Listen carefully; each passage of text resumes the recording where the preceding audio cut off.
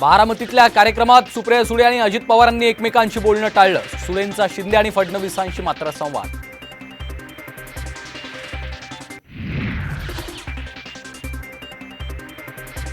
अर्थात दादा मला हळूच हे म्हणू शकतात की पीएमसी का खातच मला द्या, मी चांगल्या इमारती बांधतो, ते देणार नाही, ते माझ्याचकडे ठेवेल। गृह खातं देणार नाही ते मी माझ्याकडेच ठेवणार, फडणवीसांचा बारामतीकरांसमोरच अजित पवारांना टोला।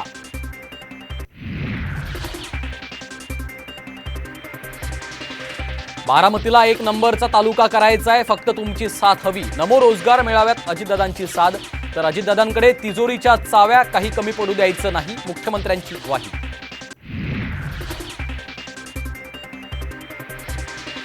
शिंदे फडणवीस अजितदादा आज अमोल कोल्हेंच्या होम पिचवर। कोल्हेंविरोधात महायुतीला उमेदवार सापडेना, राजकीय वर्तुळात चर्चांना उधाण।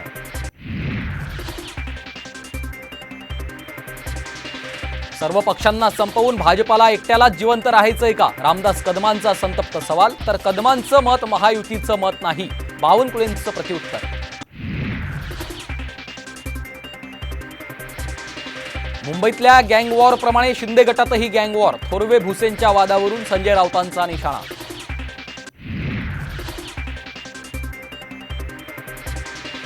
मराठा आरक्षणाविरोधातल्या याचिकेवर मुंबई हायकोर्टात 8 मार्चला सुनावणी, तर मराठा समाजाकडनं कोर्टात कॅव्हेट दाखल, म्हणणं ऐकल्याशिवाय सुनावणी न घेण्याची विनंती।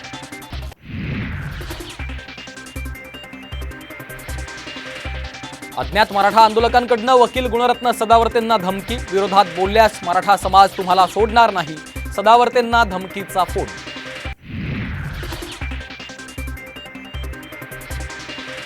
केंद्रीय मंत्री नितीन गडकरींची काँग्रेस पक्षाला कायदेशीर नोटीस, मुलाखतीचा व्हिडिओ चुकीच्या पद्धतीने ट्विट केल्याचा आरोप।